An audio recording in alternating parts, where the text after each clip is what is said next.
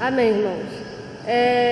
Nas semanas passadas, eu tinha dado um rápido panorama de toda a Bíblia.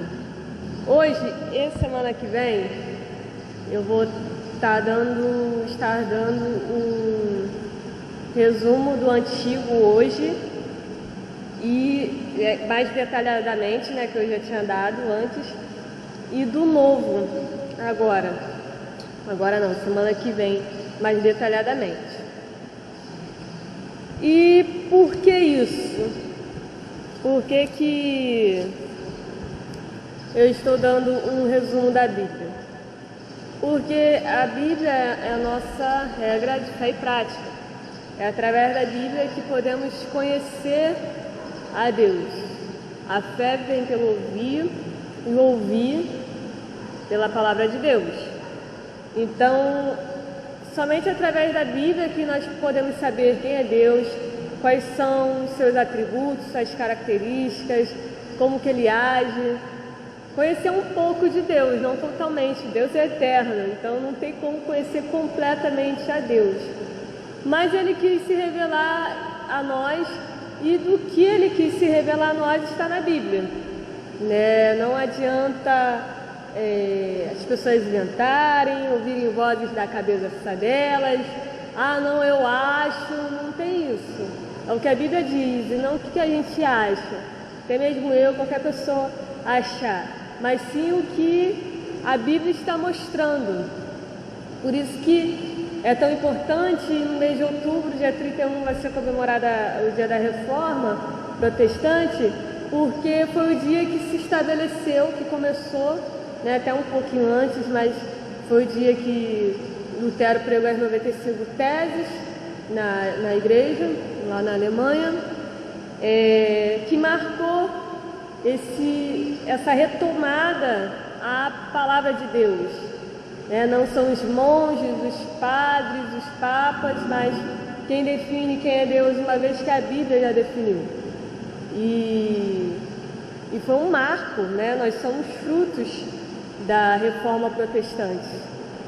Se hoje estamos aqui, como Igreja Batista mesmo, e todas as demais igrejas evangélicas protestantes, nós somos cristãos protestantes, é por causa desse acontecimento muito importante na história da humanidade.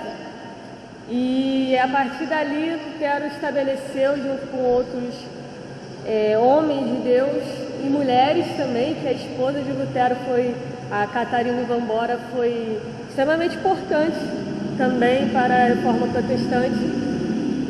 Ali se estabeleceu que, entre outros estabelecimentos, outras coisas estabelecidas, foi que era somente as Escrituras.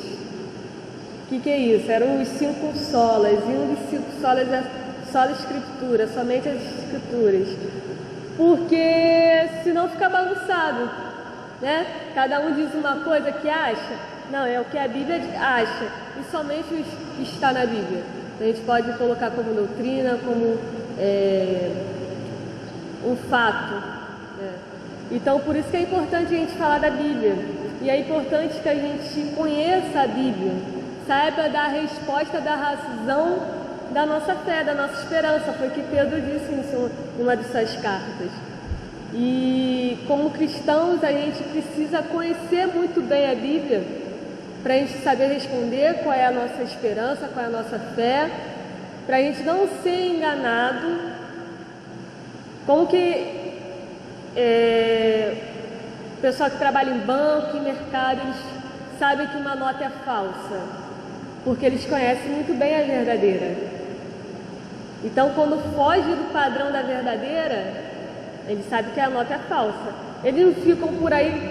É claro que é interessante saber como que é cada falsificação de nota, mas eles procuram conhecer muito bem a verdadeira, que existem milhares de falsos. Então, quando algo foge, já acende um sinalzinho vermelho, Opa, isso aqui não está certo. Então eles conhecem muito bem a nota verdadeira. Então quando vem a falsa, pela textura, por tudo, eles já sabem. Então a gente precisa conhecer qual é o verdadeiro, qual é a verdade, para quando vierem com mentiras ou distorções, a gente já está esperto, tá ligado?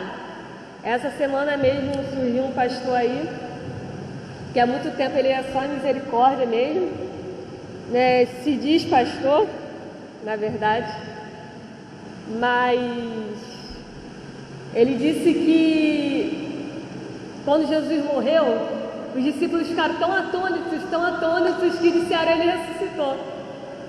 E aí ele continuou falando. E aí, quem sabe qual é a verdade já ficou esperto, calma aí. Então ele está dizendo que Jesus não ressuscitou, não houve ressurreição. E por que a gente pode, claro que a gente vai sair por aí apontando as pessoas, mas como que a gente pode dizer que esse cara não é um falso pastor e não é um cristão? Porque a ressurreição é um dos pilares do cristianismo. Se você não crê na ressurreição, o próprio apóstolo Paulo disse em Coríntios: se a gente não crê que Jesus ressuscitou, a nossa fé é vã. Para que crer se Jesus não ressuscitou dentre os mortos? Não existe nossa fé, a gente não tem esperança, a gente é um bando de miserável se Jesus não ressuscitou. E Paulo estava combatendo, engraçado como as coisas sempre voltam, né? As heresias, as distorções sempre voltam. Porque Paulo já estava combatendo isso. Não, Jesus ressuscitou sim. E essa pessoa que se diz pastor, voltando com essa ideia. Então, a gente pega, calma aí, não é isso que a Bíblia diz. Então é importante para a gente não ser enganado, conhecer a Bíblia. E a partir da Bíblia a gente vai destrinchando outros temas, outros assuntos que são muito importantes para nós como cristãos. Mas a gente vai dar um pontapé inicial a partir da Bíblia. Porque não é as minhas ideias, não é o que eu acho, não é o que eu penso, é o que a Bíblia diz. É claro que a gente tem inúmeras denominações, dentro das denominações nós temos inúmeros pensamentos, mas tem coisas que são cruciais, tem coisas que a gente não pode negociar. Nós, como batistas, nós cremos no credo batismo, a gente crê, né, porque é a nossa marca, né, batismo, que a pessoa somente é batizada quando ela confessa e crê. Então ela precisa ter consciência para isso. E a gente tem a doutrina, o costume, né, não é doutrina, é o costume de batizar mergulhando as pessoas. Por isso que a maioria das igrejas batistas tem um batistério, ou vai para um sítio, para um rio, alguma coisa assim, que a gente acredita que o melhor simbolismo do batismo é mergulhar a pessoa e levantar. Já os nossos irmãos presbiterianos, eles creem no pé do batismo, eles creem no batismo infantil, eles batizam seus bebês. Tem toda uma ideia por trás disso, de substituição, de circuncisão, entender como que foi a aliança que Deus fez com homens. É muito longa essa história, nem eu compreendi, por isso mesmo que eu sou batista.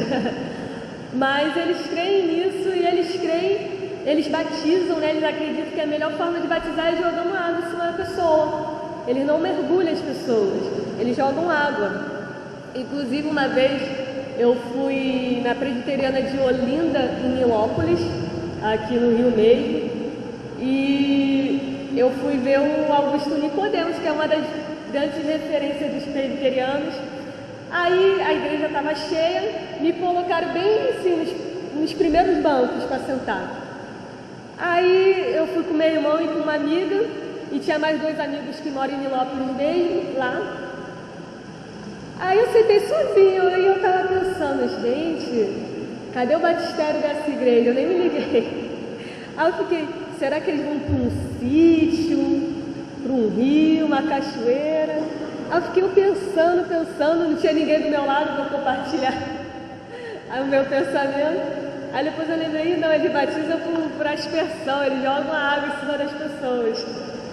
Isso são coisas secundárias, são coisas que não são centrais. Então, mas o batismo é uma doutrina e é uma ideia central do cristianismo. A gente não pode negociar, tanto que nem nós, nem os presbiterianos, que são, eu citei apenas os dois que são as maiores marcas das diferenças, batizamos de uma forma diferente, mas batizamos, e isso é o importante. Então a gente não pode negociar coisas centrais. Enfim, hoje eu quero dar um resumo mais detalhadamente do Antigo Testamento para os irmãos. E nós sabemos que em Gênesis 1, que é como começa a Bíblia, diz que no princípio criou Deus os céus e a terra.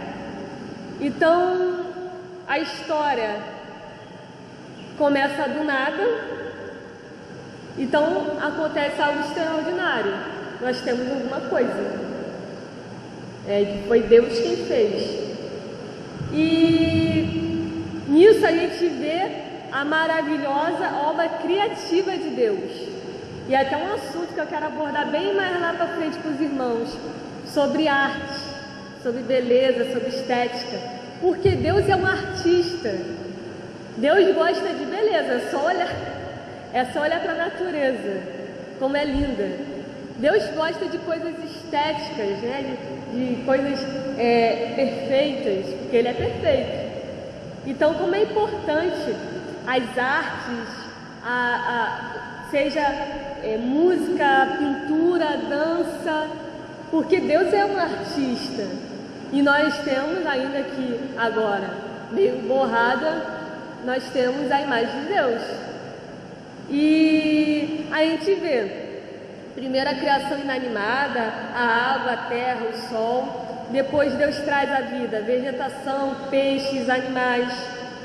E até no livro aqui diz que vê como isso é tão importante que os cientistas ficaram muito animados quando eles viram a possibilidade de ter água em Marte.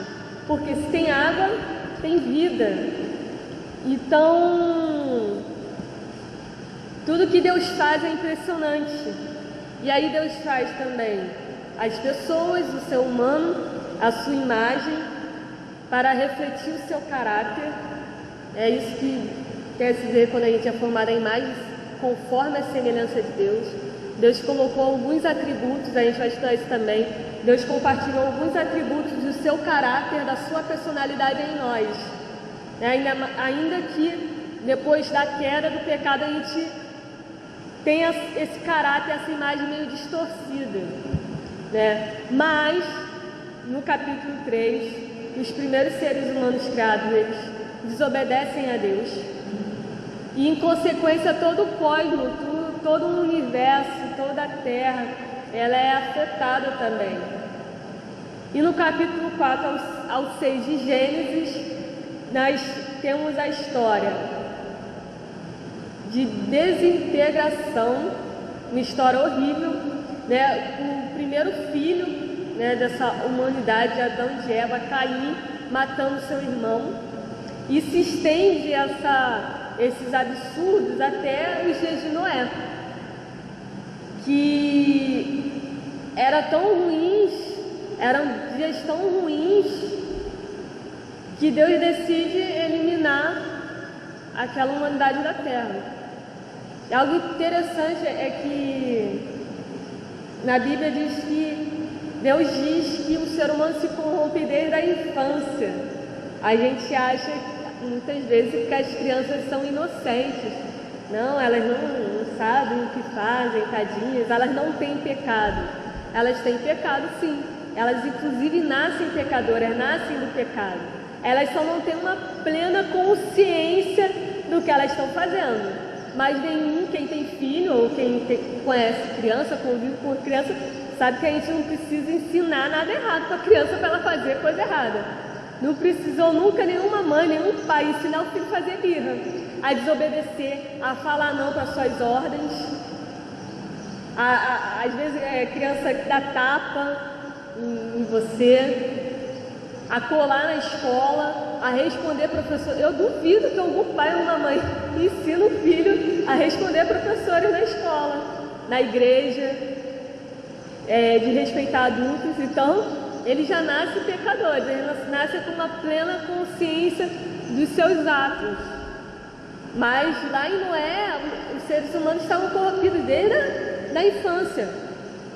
Então Deus decide salvar Noé, ele vê graça em Noé, Deus acha a graça, coloca a sua graça sobre Noé, não que Noé tenha merecido, mas que Deus teve misericórdia da vida de Noé e de sua família. E talvez você pense, depois do dilúvio, quem sabe, começando tudo de novo, com apenas um homem justo, Noé, e sua família, a história da humanidade possa ser melhor. Mas não foi. A humanidade não foi nem um pouco melhor, foi só ladeira abaixo, como diz os termos aí. E aí, a partir do capítulo 10 de Gênesis, o mundo é repovoado, então ele volta a se desentregar, volta à sua depravação, que é só a natureza. E essa nova retomada da história, na Torre de Babel, eu disse em algumas aulas passadas, um homem, ele decide, um homem arrogante, decide, tenta levar adiante uma empreitada, uma obra independente de Deus, que eles queriam alcançar os céus, construindo um prédio de... Eu esqueci os materiais que eles usavam, mas não era tijolo em si, mas feito por mãos humanas. E Deus responde com mais juízo. Então Deus chama Abraão, no capítulo 12 de Gênesis, e marca um novo começo, mais um novo começo. E interessante também observar que essa escala histórica da Bíblia, essa amostra histórica da Bíblia,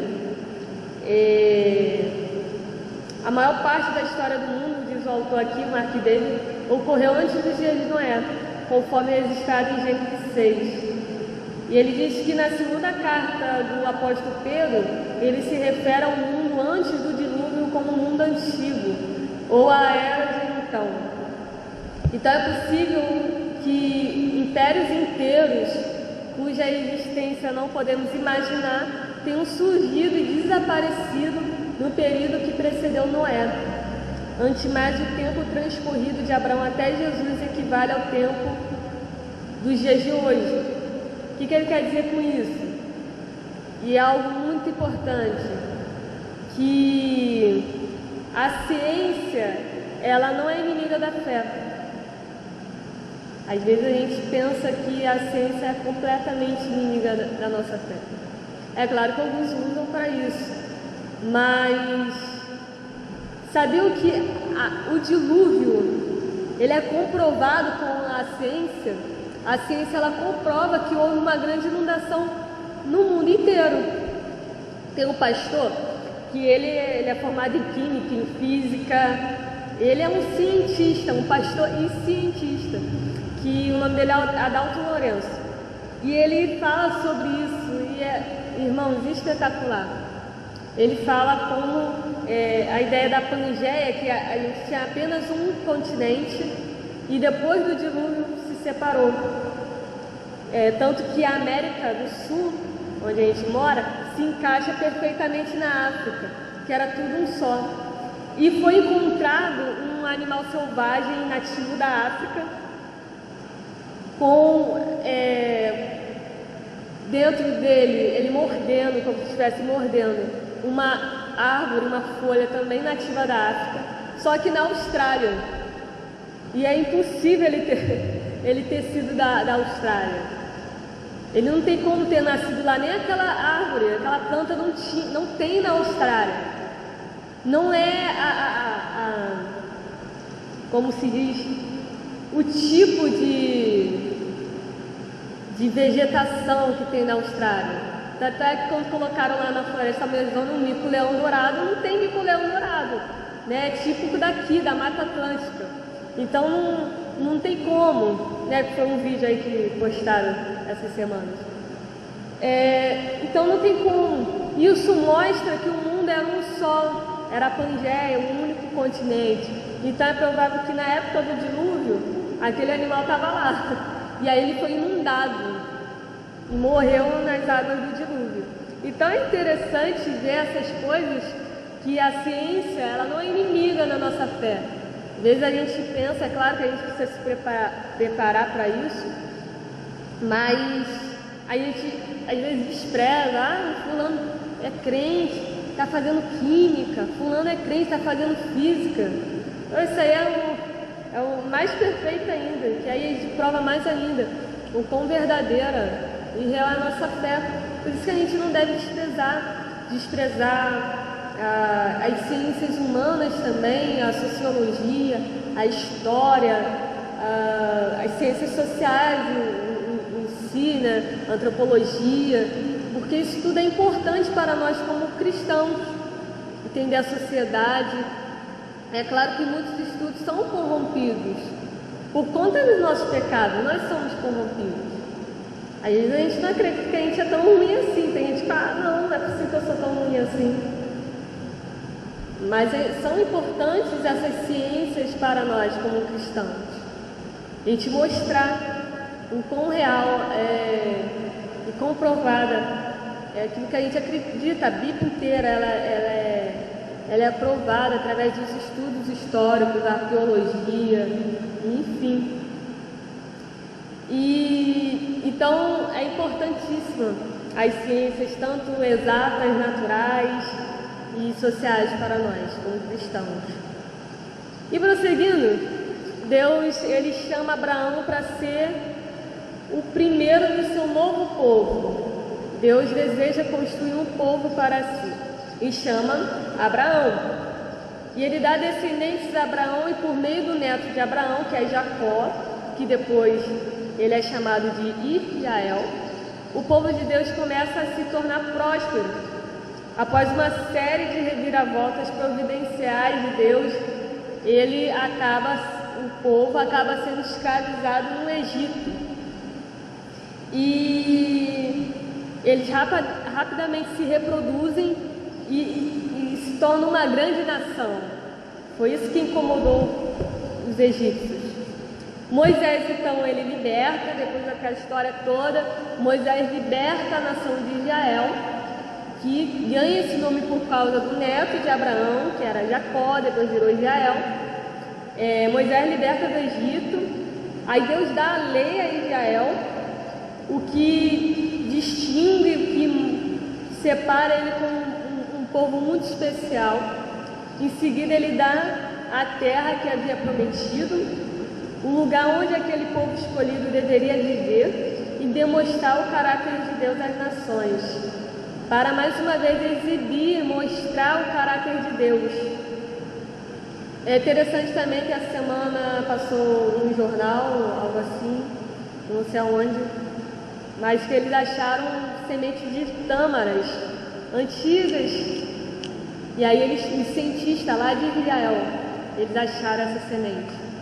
E aí eles plantaram, só que a maioria era semente macho, precisava de uma semente fêmea para dar o fruto.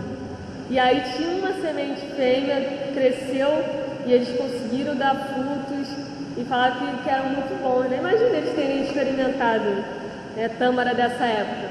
Por quê? Porque ela falou que era uma das mais importantes. Eu acho que é a mais importante. Porque Deus prometeu que levaria o povo a uma terra que manava leite e mel. E Israel não tem abelha, esse mel era mel de tâmara, era o mel das tâmaras. Então, como Deus é bom, como Deus é maravilhoso, e como é impressionante, acho que tinha mais de 100 anos, não lembro, acharam escavações dessa semente. Como Deus é bom, como Ele preserva as coisas, né? Tudo que Ele faz é lindo, é bonito. Mas enfim, aí eles vão para uma terra que manda leite e mel. Mas houve uma confusão moral política durante o governo dos líderes denominados juízes. Se os irmãos lerem o livro de Juízes, o tempo todo fala. Aí foi levantado um juiz e ele se corrompeu. Aí foi levantado outro juiz e ele se corrompeu. E Débora foi uma juíza também naquela época, uma profetisa e juíza. Ela não se corrompeu. É interessante, eu estava lendo um artigo ontem sobre isso. É interessante como a mulher que liderou, que governou Israel, esteve à frente de Israel, tanto como uma juíza, tanto quanto uma profetisa, ela não se corrompeu, foi a única que não se corrompeu, né? Esse artigo está falando sobre a liderança feminina de Débora, e é muito interessante isso. Mas enfim, depois de alguns séculos, o povo de Israel pede e recebe um rei. Eles queriam um rei. E aí Deus deu Saul se corrompeu também, e depois Deus deu Davi. O reinado de Davi, ele é o que mais bem representa um arquetipo, né, um tipo de um reino onde um homem escolhido por Deus e a palavra de Deus governa seu povo. Foi um dos melhores, se não o melhor reinado de Israel. Foi o de Davi. Ele, até hoje, é considerado, eu disse acho que em algumas aulas, um dos grandes reis de Israel. E Salomão, porque Salomão construiu o templo. Mas enfim, o reino alcança seu auge na época de Davi, um período de prosperidade que sucede o reinado de Salomão, que foi construído o templo também, que ele era filho de Davi, Salomão. E aí Salomão ele se desvia também, se torna um homem profano em muitos aspectos, e depois o seu filho Roboão, através dele o reino se dividiu em dois, que aí nós temos Judá e temos Israel. Os irmãos já devem ter ouvido muito falar sobre isso, o reino de Judá, o reino de Israel, ou Efraim, o reino do norte, que é Israel ou Efraim, ou o reino do sul, que é Judá. E aí o reino do norte ele cai em idolatria, Deus destrói essa metade, do reino do norte através do Império Assírio, e um pouco de século depois a outra metade, que é o reino do sul, Judá também, se desvia e eles são levados para o exílio na Babilônia.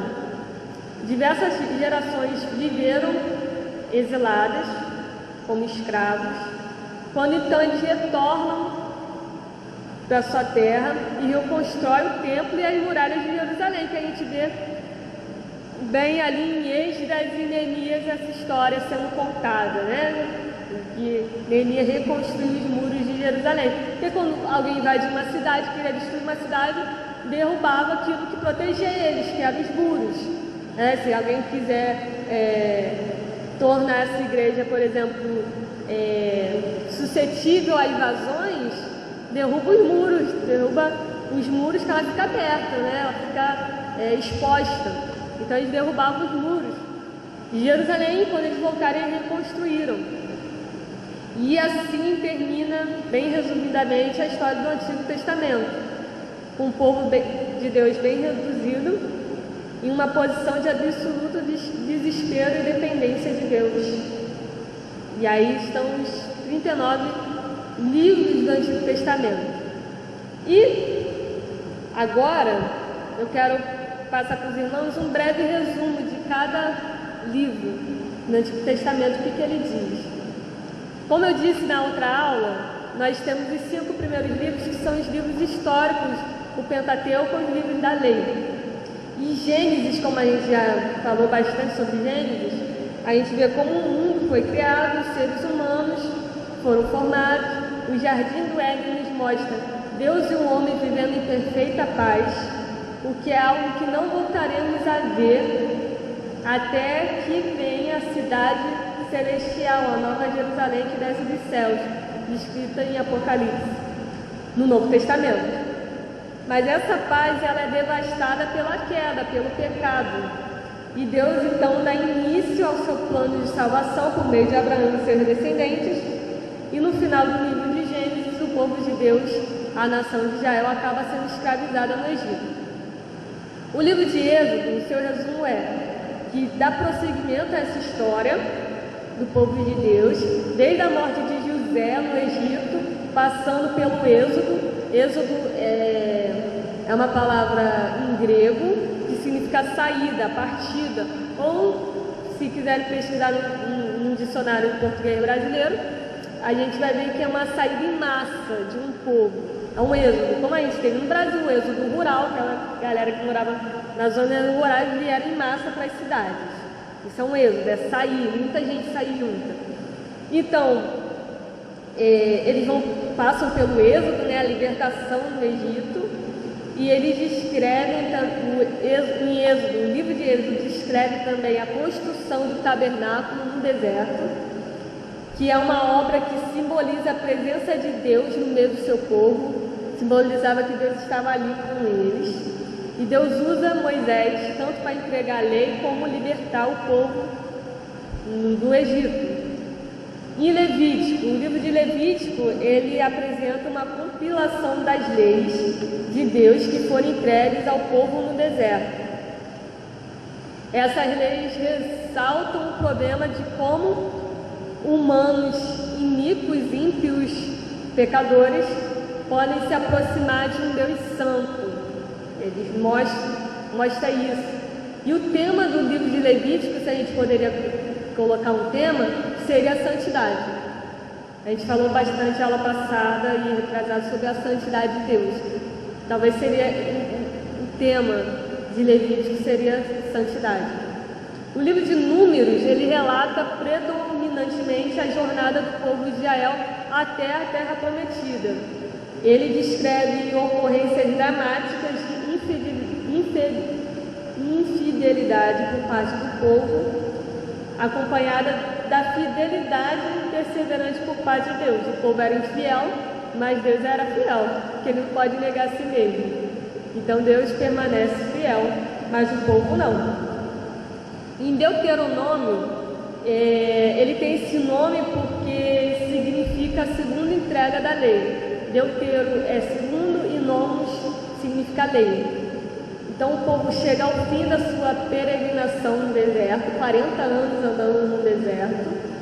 As gerações mais idosas já haviam perecido, aquela geração que saiu do deserto já tinha morrido, menos Moisés, Josué e Caleb, mas eu acho que eles nasceram no deserto, eu não lembro.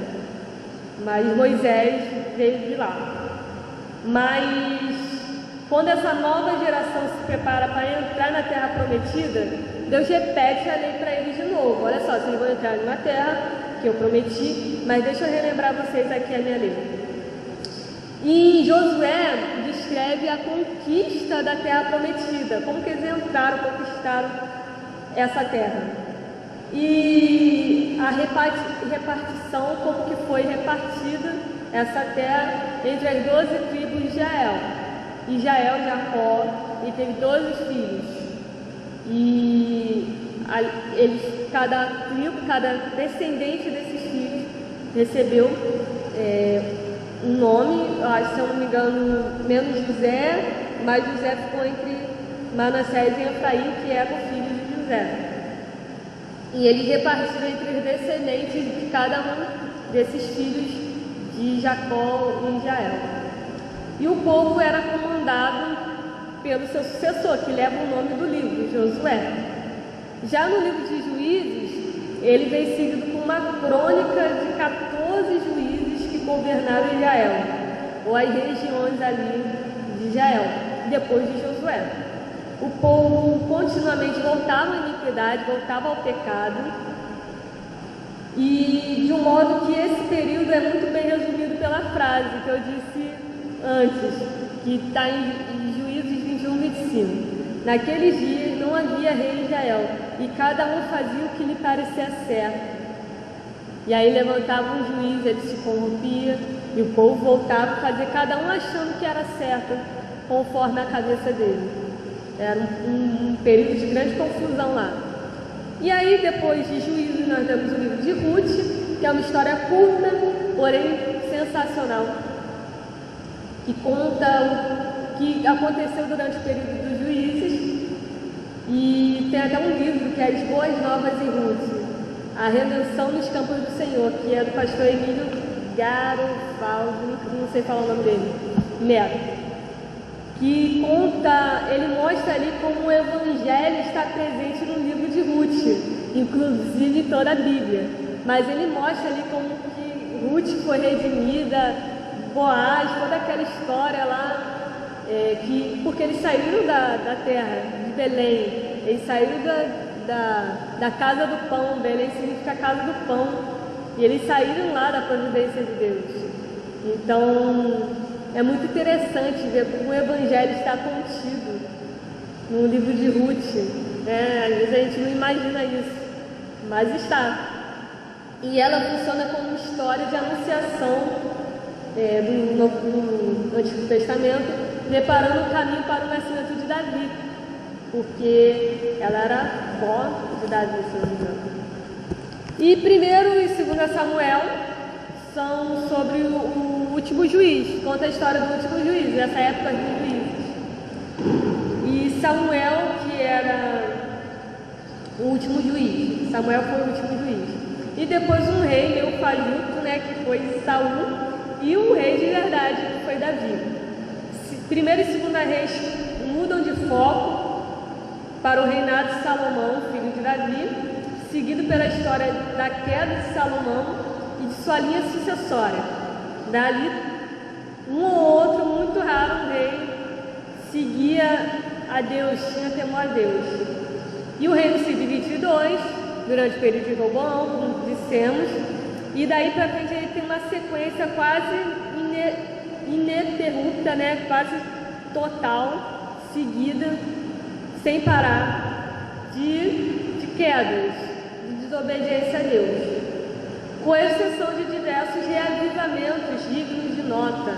Reavivamento, como eu disse também em uma aula, são grandes conversões, número em massa de arrependimentos. E tanto o reino do norte e do sul, eles gradualmente vão se degenerando, caindo em meio às suas imoralidades e idolatrias. O livro de 1º e 2 Crônicas trazem um interessante resumo de todos esses eventos, de Adão até o início do exílio, e o texto se concentra em Davi e Salomão no papel do templo. Então os reis do reino do sul e os reis do reino do sul até chegar no exílio. E aí os 3 últimos livros históricos, eles falam sobre o exílio e sobre o retorno do exílio, que é Esdras. Esdras, ele descreve o retorno dos judeus do seu cativeiro na Babilônia e a reconstrução do templo. Neemias, o livro de Neemias, ele dá continuidade à história, descrevendo a reconstrução das muralhas de Jerusalém e um cumprimento parcial das promessas de Deus de restaurar o seu povo, porque, como bem sabemos, essa total restauração veio através de Jesus e será concretizada ainda quando chegar o período do Apocalipse, da vinda do nosso Salvador. Esté é o último livro histórico. Ele fala sobre o relato de um livramento providencial que Deus opera em favor da comunidade judaica dentro do Império Persa, já perto ali do fim do exílio. Até agora, tudo bem, irmãos? Eu saí falando e não deu para pegar alguma coisa. Certo? Então, certo, João? Então vamos para os livros poéticos. Os livros poéticos, eles são uma coletânea de literaturas de sabedoria, poemas devocionais e textos cerimoniais do tempo. Assim como todo país tem a sua literatura, nós temos, né, Machado de Assis, aí tem o Dom Casmurro, tem esses livros de literatura. Eles também tinham suas literaturas, tinham seus poemas, né, tinham seus casos de bom de andade, mas o deles devia ser mais rebuscado, né? Até porque era Davi, Asaf. Então eles tinham também seus poemas, seus cânticos, seus textos cerimoniais. E aí vamos lá, Jó. Jó é a história de um homem justo que é aprovado por Deus e resiste até o final. E é muito legal também a história de Jó, história de perseverança diante de Deus, né? O diabo achava que era porque ele tinha alguma coisa, e Jó mostrou que não era porque ele tinha, mas porque ele temia a Deus. E não se sabe exatamente quando o livro de Jó foi escrito, não se sabe qual período. Alguns dizem por causa de termos, né, de como chamava Deus, Todo-Poderoso, se eu não me engano, mas não tem um período exato de quando foi escrito Jó. Já Salmos são orações poéticas de louvor, confissão e lamento diante de Deus. Quase metade parece ter sido escrito por Davi, e a antologia, que é um conjunto, né, até coloquei aqui, são conjuntos de poemas diferentes colocadas em um livro, coletâneas de poesias em um livro só. Ela foi escrita ao longo de um extenso período de tempo. Essas orações poéticas de louvor a Deus, que são lindas, todo mundo ama um salmo. A maioria das pessoas, qual o versículo mais da Bíblia? Sempre é um salmo, né? Então essas orações poéticas a Deus são, vamos dizer, o grito da alma deles. E Provérbios, o livro de Provérbios, ele traz a sabedoria de Salomão e de outros autores acerca de questões práticas da vida. Quer ter algum conselho de ações práticas para você tomar na sua vida? Lê o livro de Provérbios. O que eu faço? Lê o livro de Provérbios, fala sobre amizade, fala sobre negócios, fala sobre contribuições, ajuda aos pobres, sobre não gastar muito, sobre desperdício, sobre gratidão, sobre relacionamentos, sobre casamento, sobre tudo. Aquelas ações práticas da vida, leia o livro de Provérbios. Até teve um rapaz, e antes dele ser convertido, uma amiga dele falou assim: lê o livro de Provérbios. Foi o primeiro contato dele com a Bíblia, ele achou incrível o livro de Provérbios. Tem vários conselhos lá. É muito bom o livro de Provérbios para questões práticas da vida. Fala até sobre animal, né? Fala sobre quem não cuida do seu animal. Acho que eu esqueci qual o termo que ele usa, mas não é uma pessoa bem-aventurada. Oi? Só que o outro é irracional, mas fala sobre cuidado, né? Tem gente que maltrata seus bichinhos, seus cachorros, gatos, ou até na rua. A gente não pode, a Bíblia diz isso. Então são as práticas de toda a vida. E Eclesiastes? Eclesiastes, ele é um livro que foi provavelmente escrito por Salomão, que relata a busca de um homem pelo caminho para a felicidade. Ora, se todos nós não estamos em busca disso. Ora, se a filosofia, a sociologia, todas as ciências e a humanidade não está em busca disso. E se foi Salomão que escreveu, foi atrás disso também. E para o propósito dele neste mundo. Salomão, se ele foi o autor, né? Vou falar o autor de Eclesiastes, estava procurando a felicidade, o caminho para a felicidade, e o seu propósito nesse mundo. Qual o seu lugar nesse mundo? Se todos nós não queremos também descobrir isso, qual é o meu lugar no mundo? Quem sou eu?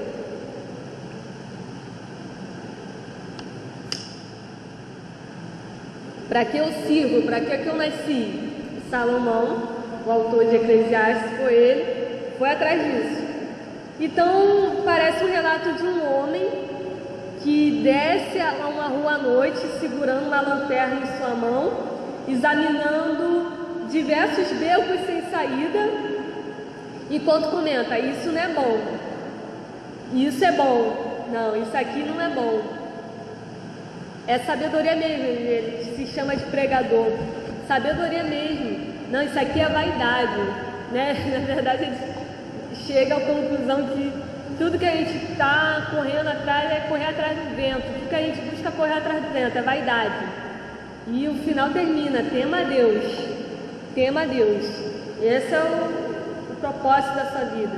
Se alegrar em Deus. Como eu disse na aula passada, é glorificar a Deus e se deleitar nele para sempre. Salomão chega a essa conclusão.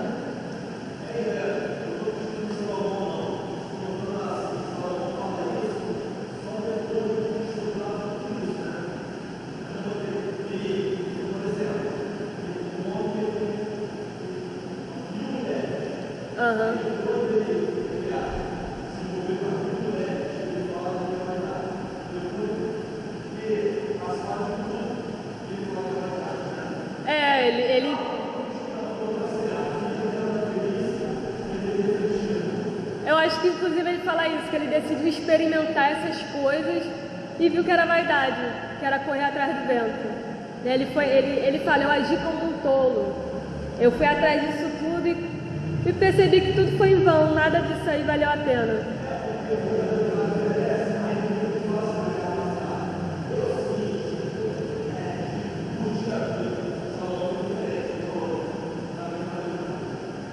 Ele curtiu a vida e percebeu que aquilo não era curtição.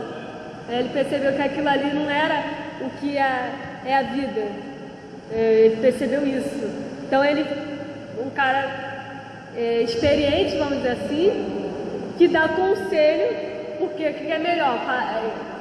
Rachar a cara, quebrar a cara ou seguir um conselho, né? Melhor seguir um conselho. Então ele fala, ó, gente, passei por tudo isso e não vale a pena não. E o livro de Cantares? O livro de Cantares ou Cânticos, acho que é Cântico dos Cânticos ou Cantares de Salomão, é uma coletânea de canções de amor entre um noivo e sua noiva. Ele enfatiza a importância de relacionamentos amorosos. É muito interessante, a Bíblia aborda sobre tudo na vida, sobre absolutamente tudo. Claro que algumas pessoas veem o livro de Cantares como se fosse Deus e o povo de Israel, ou Cristo e sua noiva. Nós temos inúmeras canções que citam o livro de Cantares, meu amado é o mais belo entre milhares e milhares, tirado de Cantares. Nós temos canções românticas também, gospels. Acho que ninguém não pegou Cantares, né? Fora do cristianismo pegou Cantares, mas alguns veem assim. Eu vejo dos dois. Claro que algumas coisas ali, algumas situações, claro que é um relacionamento entre um homem e uma mulher.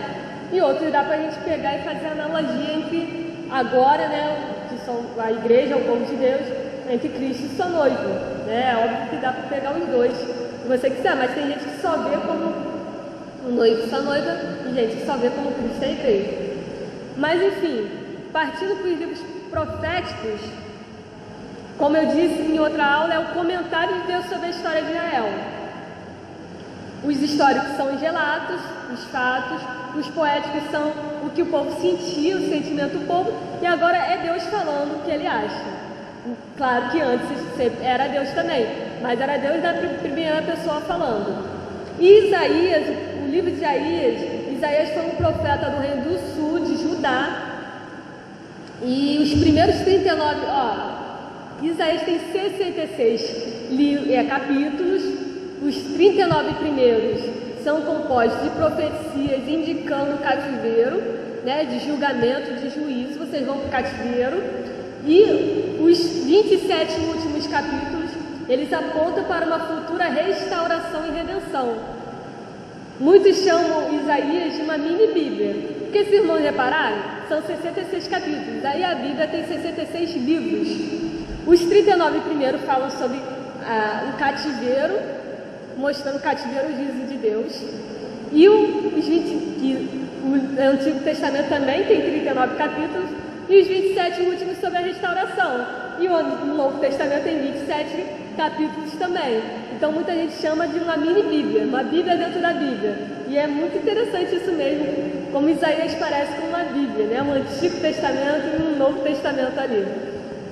Enfim, Jeremias, ele proferiu as suas profecias em Jerusalém durante os anos em que a cidade ficou cercada, que esse cerco culminou na queda em 586 anos antes de Cristo. Então ele seguiu profetizando por 7 anos após a queda da cidade. Lamentações de Jeremias é o lamento do profeta Jeremias sobre o cerco e destruição de Jerusalém. Ezequiel profetizou na Babilônia durante essa mesma época. Ele, na verdade, havia sido levado de Jerusalém para a Babilônia de Nabucodonosor em 597 a.C., juntamente com outros judeus. Ele foi educado como sacerdote e profetizou contra Judá até a queda de Jerusalém. Então ele passou a prometer o juízo de Deus sobre as nações e a restauração do povo de Deus. Daniel também é um livro profético, mas em parte também um livro histórico, que narra a história de um judeu cativo na Babilônia e conta como Deus o usou naquele lugar. Também é muito linda a história de Daniel. Esses que eu acabei de falar são os profetas maiores, não por conta de suas importâncias, mas porque eles escreveram mais. Os escritos deles são mais longos que os que a gente vai falar agora, que são chamados de profetas menores, por conta do tamanho dos seus textos, que são curtos. E vamos lá, Oséias ele profetizava no reino do norte, geralmente denominado como Israel ou Efraim, ao mesmo tempo que Isaías profetizava no reino do sul. Oséias estava no norte e Isaías no sul. Oséias falou sobre a infidelidade de Israel, enquanto Deus usou a esposa adúltera de Oséias, como eu já disse, para exemplificar como Israel havia sido infiel. E Joel ele pregou sobre o juízo vindouro de Deus, sobre o juízo vindouro de Deus sobre o reino do sul. Então ele prometeu que a bênção de Deus viria logo após o povo se arrepender. Na verdade, esse é o tema principal da maioria desses profetas. Juízo de Deus, e se vocês se arrependerem, virão a bênção. Se vocês não se arrependerem, vocês vão ser levados para o cativeiro. Amós previu também o juízo de Deus e a restauração de Israel. O reino do norte, ao mesmo tempo, e ele profetizou no reino do norte ao mesmo tempo que Isaías profetizava no sul também, eles eram contemporâneos. Obadias proferiu sua curtíssima profecia de juízo contra uma das nações próximas a Judá, Edom, e também prometeu a restauração dos israelitas dispersos. E Jonas, quando ele foi chamado para profetizar na cidade assíria de Nínive, ele fugiu e acabou sendo engolido com um grande peixe. Na barriga do peixe ele orou, se arrependeu, foi liberto e obedeceu, ainda meio não querendo, mas ele obedeceu. Miqueias, ele profetizou no tempo em que profetizava Isaías e Oséias, falou tanto a Israel quanto a Judá sobre juízo e libertação.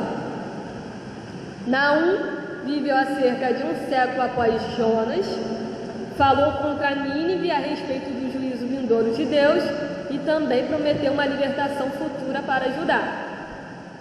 Abacuque lembrou ao povo de Deus que vivia em uma época de opressões que o juízo de Deus era certo e que eles poderiam confiar em sua promessa de restauração e proteção final. Sofonias prometeu que viria o juízo sobre Judá. Ele também exortou ao arrependimento e prometeu bênçãos futuras. E os 3 últimos profetas, eles profetizaram durante o período de reconstrução, lá de Esdras e Neemias, depois do exílio. E Ageu era contemporâneo de Zacarias. Ele pode ter nascido no cativeiro da Babilônia, mas voltou para Jerusalém e incitava o povo a persistir na reconstrução do templo.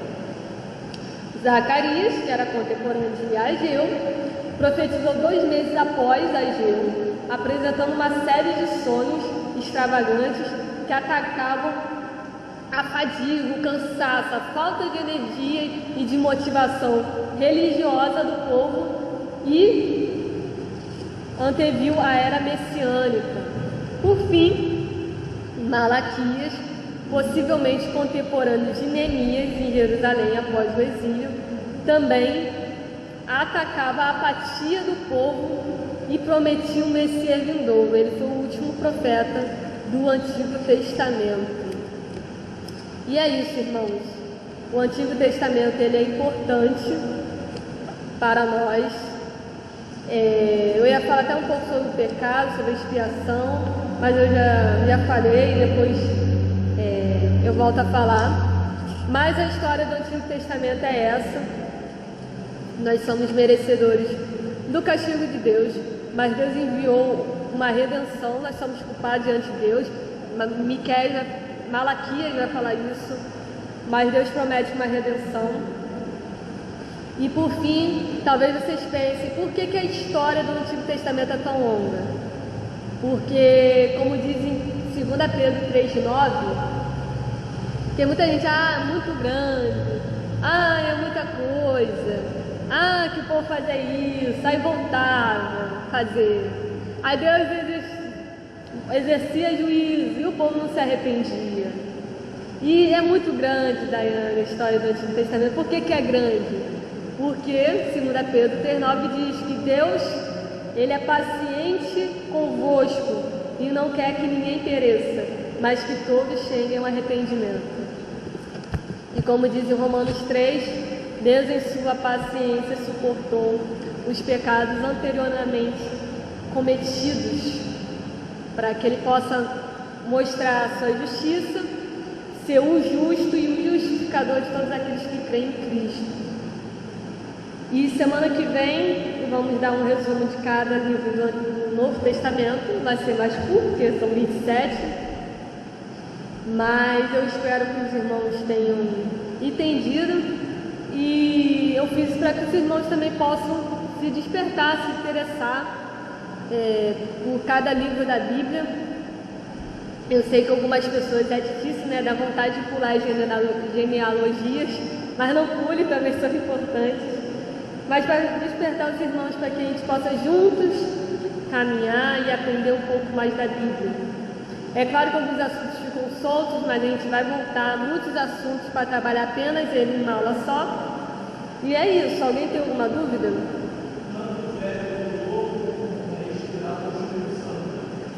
Sim. Muita gente diz assim, mas a Bíblia foi feita por homens. É claro que a gente tinha que escrever. Mas a Bíblia é totalmente inspirada e escrita por Deus. O Espírito Santo, que já existia, é claro que Deus vai se revelando progressivamente, e aí a gente vê a atuação mais notória, vamos dizer assim, do Espírito Santo no Novo Testamento, mas foi escrita pelo Espírito de Deus, foi escrita pelo Espírito Santo, que inspiraram esses homens a escrever. Tanto que eu sempre falo isso, ninguém conta desvantagem. Ele conta a história da sua vida, a não ser que a gente seja meio melancólica, Às vezes eu conto desvantagem assim, mas assim, ninguém gosta de contar desvantagem. As pessoas só gostam de contar as glórias, das vitórias. Pode pegar história de igrejas, histórias de denominações, não tem quase nada ali de ruim, parece que foi tudo bom. A gente não gosta de contar desvantagem, mas a Bíblia mostra as desvantagens. Ela mostra a queda do reino, mostra o pecado do grande rei Davi, o rei venerado, que todo mundo, até hoje eles amam. Mas mostra que Davi adulterou, que Davi matou um cara lá para ficar com a mulher dele. E quem contaria isso, a não ser Deus mostrando o quão pecadores e depravados nós somos e quanto precisamos de redenção. Oi? Ninguém conta seus podres não, mas na Bíblia estão os podres todos de Israel. Tá, suas glórias, mas também estão os seus podres, estão suas coisas ruins. E somente Deus mostra isso.